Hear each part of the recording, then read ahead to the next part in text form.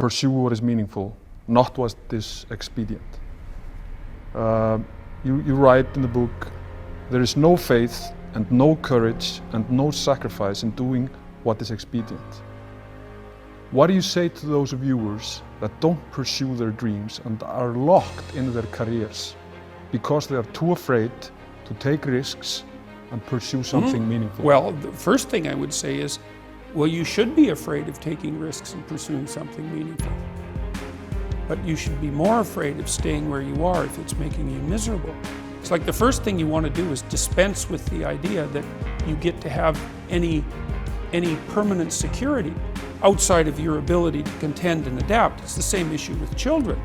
It's like you're paying a price by sitting there being miserable. And you might say, well, the devil I know is better than the one I don't. It's like, don't be so sure of that.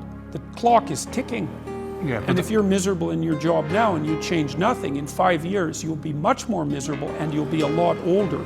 But isn't it a luxury to pursue what is meaningful? Our viewers have mortgages, they have children, they have payments and loans. It's a luxury to pursue because we lack the resources. Well, I don't remember now, I'm not talking about what makes you happy. It's a luxury to pursue what makes you happy. It's a moral obligation to pursue what you find meaningful. And that doesn't mean it's easy. It might require sacrifice. If you need to change your job too, let's say you have a family and children and a mortgage, you have responsibilities.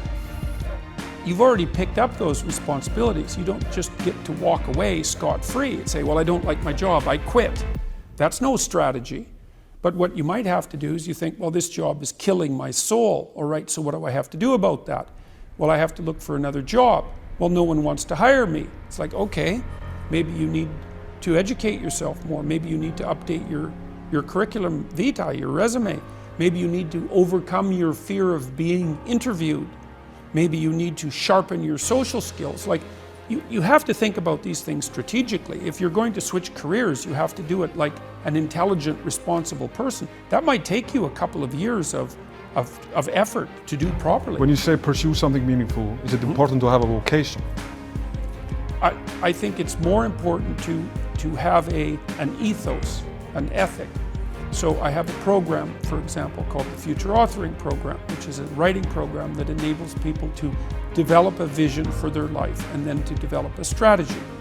And so it's based on the idea, imagine that, and it's an extension of the ideas in the book, or at least something along the same lines. The first thing that you want to do is figure out, imagine you were taking care of yourself, like you were someone you cared for, which is rule number 2, by the way, essentially. Then you should figure out, well, if you could have what you needed and wanted, what would it be? What sort of friends would you have? What would your family relationships look like? How would you conduct yourself with your children? How would you educate yourself? You need to think through how it is that your life could be properly arranged if you had that ability. And then you can aim at that. And the funny thing is that if you do posit a goal of that sort and work towards it, you will move towards it. The goal will change because you'll learn things along the way. But I mean, I've dealt with hundreds of people in my clinical and consulting practice, and we set a goal, we develop a vision and work towards it, and things inevitably get better for people. So it's not a luxury, it's difficult. It's a moral responsibility, and it isn't happiness. It's not, the pursuit isn't for happiness. It's a moral responsibility to pursue what is meaningful. Absolutely. Yeah.